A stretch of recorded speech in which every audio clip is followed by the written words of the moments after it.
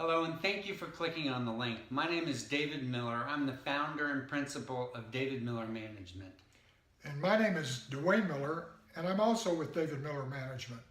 The purpose of this video today is to talk about Salesforce alignment, and that you really need to rethink Salesforce alignment because there are a lot of issues. David, what I'd like to ask you is, what is one of the primary issues when you think about Salesforce alignment? Well, there's lots of issues. I'll tell you that there are a few symptoms of what those major issues are that you always want to look out for. And the largest of those symptoms is what's your cost of sales. Not your overall company cost of sales, but the cost of sales of your sales team and everything that goes into supporting that sales team, both base and variable compensation.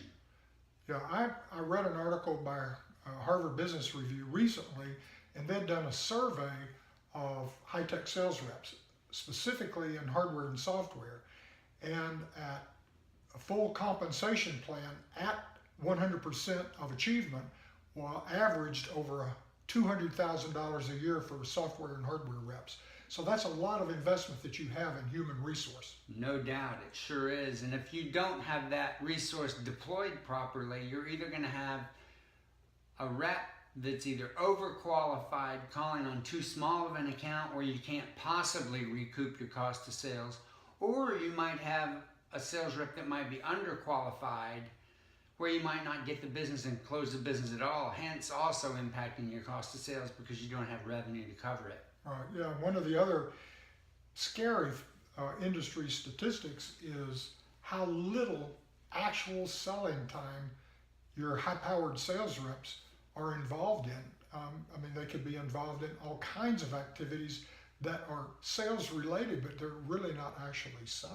That's a big hot button, is what percentage of their time are they actually doing the selling. Now that could equate to the calling on the wrong customers, or it could relate to some internal process issues that we probably won't deal with today. But you really want to make sure that your most qualified and the most highly paid sales reps are focused on the highest end, very largest customers that belong to your competition, what I consider the acquisition accounts, where your market share inside these accounts is relatively low. They're nationwide, and you want to send these, what I call mega hunters, after these big, hairy, audacious accounts where it may take them 12 to 18 to 24 months to bring in the big whale. But when they do, they deserve the compensation for it. Right. So how do you control these mega hunters? In other words, to make sure that they're focused on these big, large accounts that can make have a dramatic impact on your business? Well, beyond the mega hunters, I believe that all sales teams ought to be segmented by type of account. The mega hunters specifically should have a set of named accounts that they're going to be going after, and that set of named accounts might be 5. Right. That 5 could represent represent $5 or $10 million a year to the company. Have you seen or worked with organizations where there is a lack of discipline on the part of the sales reps, where some sales reps who are should be focused on one type of account are actually in reality calling on other accounts that perhaps they shouldn't be? I have, and that's where the systems are not very disciplined, where they are not disciplined in terms of what accounts or what geographies sales reps ought to be calling on, and they don't have a proper mechanism to wall off that territory. Because sales reps are by nature going to do what most people would do. They're going to go after low-hanging fruit, or where they know they can turn quick revenue.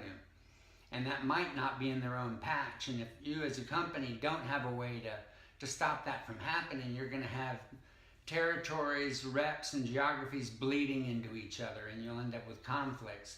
Not just conflicts maybe internally, but you could end up with channel conflicts as well, where you may have had sales reps bleeding into areas where you really want the channel focused, where you can't afford to have your own sales reps focused on those geographies or accounts. Right. Yeah, I think in the old days, we used to see sales reps that were organized and aligned around geography, and they owned everything in that geography, from an account that could bring the company $10 million a year down to an account that could bring in $10,000 a year.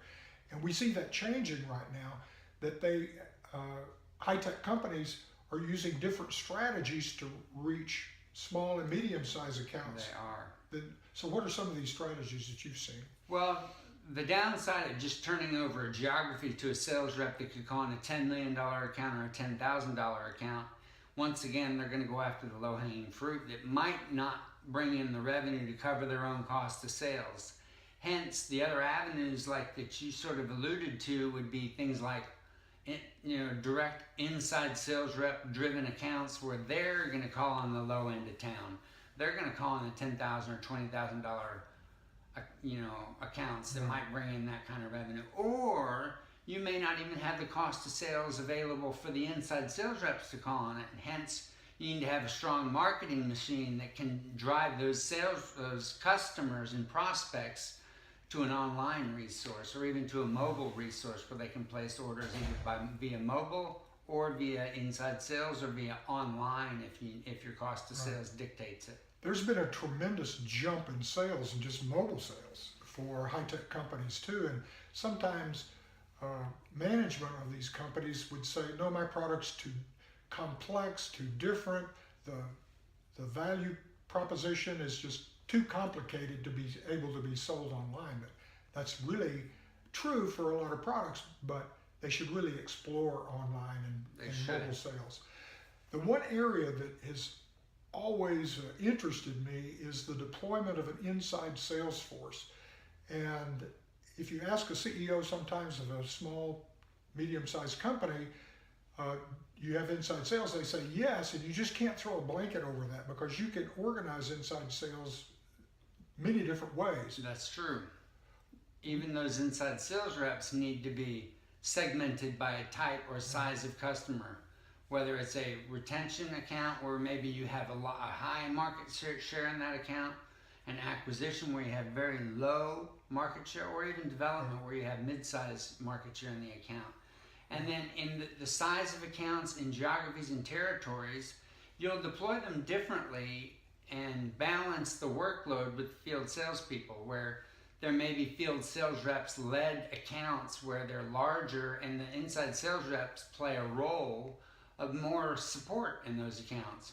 And the smaller you go, or even the smaller market share you go, you may move more and more towards an inside sales supported or inside sales led account, down to what we talked about before, where some of those accounts could be just inside sales only. Yeah, and I mean, the inside sales rep would be responsible for prospecting, development, and close, taking the order, Right. and there's no involvement of anyone.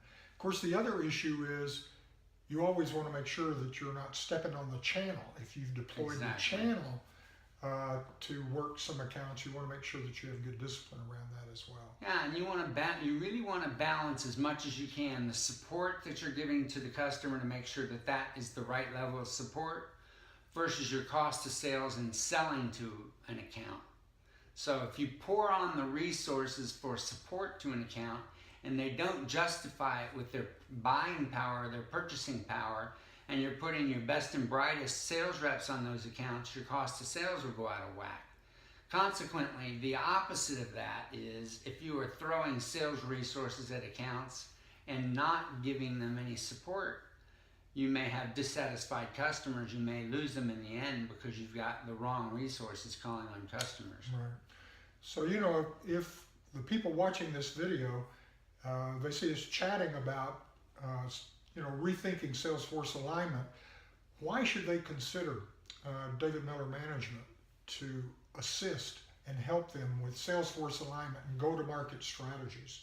Well, the biggest reason to consider David Miller Management is for them to first know that we're not a collection of academics that are going into these small, medium, and large companies just basically telling them how to run their business. What we are is a set of executives that have been on the ground and have done all this stuff that we're talking about very successfully, and we want to teach other companies how to do it right. So I think that's a good strategy, is to invite us in for a no cost, no obligation analysis of where they are, where we think they are right now with their Salesforce alignment, Absolutely. And if they decide to engage us after that, great. But what we'd ask our people to do now that are watching this video is to punch on that contact us button, and we'll respond back, set up an appointment where we can come into your organization and discuss Salesforce alignment. Thank you for your time. Thank you very much.